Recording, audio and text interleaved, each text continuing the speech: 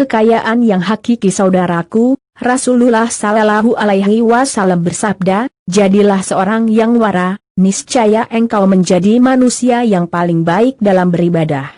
Dan jadilah seorang yang qanaah, niscaya engkau menjadi manusia yang paling bersyukur. Hr. Ibnu Majah, seorang yang qanaah, rida atas pemberiannya, terhadap rezeki yang diterima niscaya akan bersyukur kepada Allah Azza wa Jalla. Dia menganggap dirinya sebagai orang yang kaya. Sebaliknya, jika tidak berlaku qanaah, yang ada adalah perasaan merasa kurang, menganggap sedikit pemberian Allah Azza wa Jalla, sehingga tidak akan memperoleh kehidupan yang baik. Al-Hayah At-Tayyibah. Seorang ahli hikmah mengatakan, saya menjumpai bahwa orang yang paling banyak berduka adalah mereka yang ditimpa penyakit dengki. Dan yang paling tenang kehidupannya adalah mereka yang dianugerahi sifat qanaah. Ihya Ulum Ad-Din, saudaraku, qanaah akan membentengi kita dari sifat yang tercela seperti hasad atau dengki. Tidak jarang dikarenakan kedengkian seseorang melakukan berbagai perbuatan dosa, baik itu menggunjing, gibah, mengadu domba, namimah, berdusta atau bahkan berbuat khianat dan tidak amanah dalam urusan harta, seperti korupsi misalnya. Kontra dengan seseorang yang qanaah, dengan sifat qanaah yang dia miliki seorang hamba akan menempuh cara yang halal dalam mencari rezeki, bukan menerjang yang haram. Semua perbuatan tercela di atas dilakukan karena motivasi duniawi, menginginkan harta yang lebih, merasa kurang atas rezeki yang diperoleh. Jika seorang berlaku qanaah pastilah ia akan terhindar dari berbagai bentuk dosa besar tersebut, hatinya tidak akan terasuki rasa dengki terhadap rezeki yang Allah Azza wa Jalla tetapkan kepada saudaranya, karena dia sendiri telah ridha terhadap apa yang dia miliki. Ibnu Mas'ud radhiyallahu anhu berkata, al-yakin adalah engkau tidak mencari ridha manusia dengan mengundang kemurkaan Allah, engkau tidak dengki kepada seorang pun atas rezeki yang ditetapkan Allah dan tidak mencela seorang pun atas sesuatu yang tidak diberikan Allah kepadamu. Sesungguhnya rezeki tidak akan diperoleh dengan ketamakan dan tidak akan tertolak karena kebencian. Sesungguhnya Allah Ta'ala, dengan keadilan, ilmu, dan hikmahnya, menjadikan ketenangan dan kelapangan ada di dalam rasa yakin dan ridha kepadanya serta menjadikan kegelisahan dan kesedihan ada di dalam keragu-raguan, tidak yakin atas takdir Allah, dan kebencian atas apa yang telah ditakdirkan Allah. Syuwapal imaan, saudaraku, beberapa hadits Nabi menjelaskan bahwa kekayaan hakiki itu letaknya di hati, yaitu sifat qanaah atas rezeki yang telah diberikan Allah, bukan terletak pada kuantitas harta. Ibnu Battal menjelaskan sabda Nabi Muhammad Sallallahu Alaihi Wasallam, di mana beliau mengatakan bahwa kekayaan hakiki adalah kekayaan hati. Dua arti hadits ini adalah kuantitas harta yang banyak bukanlah kekayaan yang hakiki. Banyak orang yang memperoleh keluasan harta tidak mampu mengambil manfaat dari harta yang diperoleh. Mereka bersungguh-sungguh mencari harta yang berlimpah tanpa mempedulikan dari mana harta itu berasal, seolah-olah dirinya adalah seorang yang fakir karena saking semangat dalam mencari. Sesungguhnya kekayaan hakiki adalah kekayaan hati, yaitu dengan merasa cukup, qanaah, dan ridha terhadap apa yang diberi serta tidak tamak mencari dan terus-terusan meminta kelebihan harta. Al-Qurtubi berkata, sifat yang terpuji adalah kaya hati karena akan mampu mencegah seorang dari berbagai ambisi yang tak akan berhenti jika dituruti.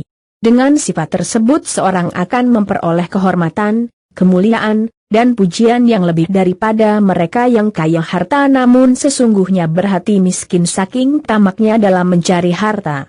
Hal itu justru akan menjerumuskan ke dalam berbagai perbuatan yang hina dan tak beretika karena terdorong oleh hasrat yang rendah, sifat pelit, dan ketamakan. Dengan demikian, banyak orang akan mencelanya, memandang remeh kedudukannya meski dia kaya harta, sehingga dia pun menjadi seorang yang paling rendah dan hina. Syah Sahih Al-Bukhari, saudaraku, tolok ukur kaya dan miskin itu terletak di hati. Siapa yang kaya hati, tentu akan hidup dengan nyaman, penuh kebahagiaan dan dihiasi dengan keridaan, meski di kehidupan nyata dia tidak mampu memenuhi kebutuhan pokoknya sehari-hari.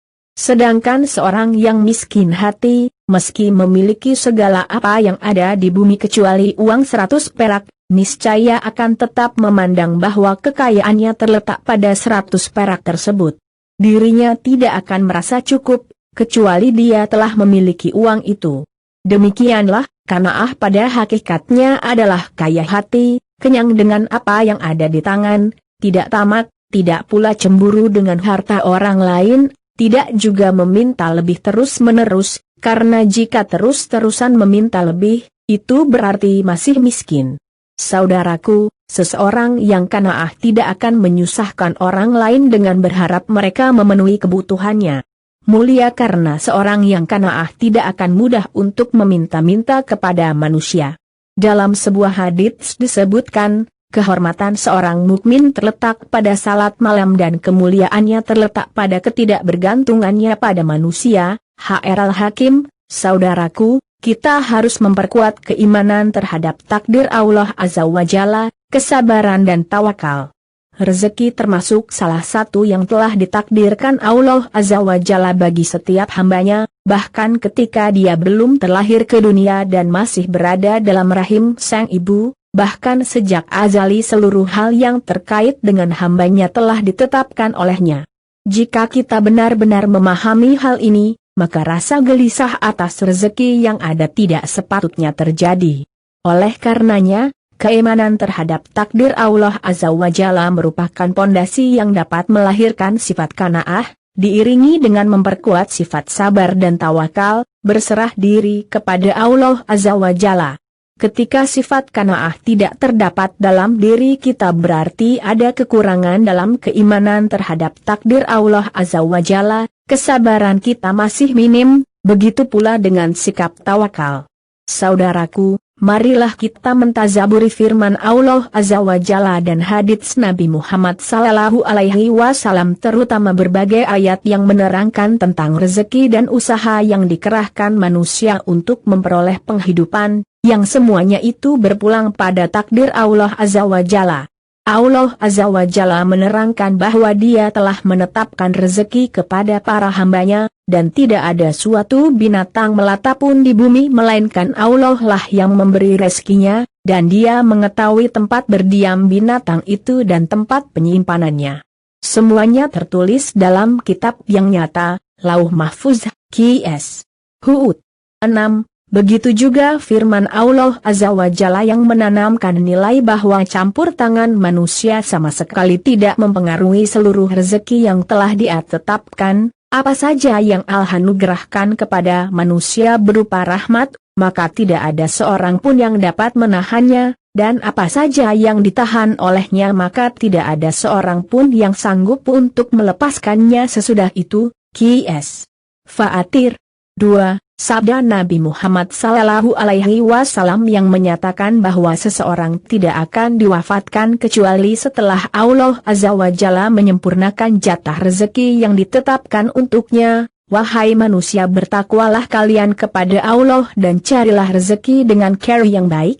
Sesungguhnya seorang itu tidak akan mati sehingga lengkap jatah rezekinya. Jika rezeki itu terasa lambat datangnya, maka bertakwalah kepada Allah dan carilah dengan cara yang, ambillah yang halal dan tinggalkanlah yang haram. Hr. Al-Baihaqi, saudaraku, kita harus memahami hikmah dari Allah Azza wa Jalla menciptakan perbedaan rezeki dan kedudukan di antara hambanya, sebagaimana yang difirmankan Allah Azza wa Jalla, apakah mereka yang membagi-bagi rahmat Tuhanmu? Kami telah menentukan antara mereka penghidupan mereka dalam kehidupan dunia, dan kami telah meninggikan sebagian mereka atas sebagian yang lain beberapa derajat, agar sebagian mereka dapat mempergunakan sebagian yang lain. Dan rahmat Tuhanmu lebih baik dari apa yang mereka kumpulkan. Qs. Az-Zuhruf. 32. Salah satu hikmah timbulnya perbedaan rezeki sehingga ada yang kaya dan yang miskin adalah agar kehidupan di bumi bisa berlangsung, terjadi hubungan timbal balik di mana kedua pihak saling mengambil manfaat, yang kaya memberikan manfaat kepada yang miskin dengan harta, sedangkan yang miskin memberikan bantuan tenaga kepada yang kaya, sehingga keduanya menjadi sebab kelangsungan hidup bagi yang lain, tafsir Al-Bakhawi.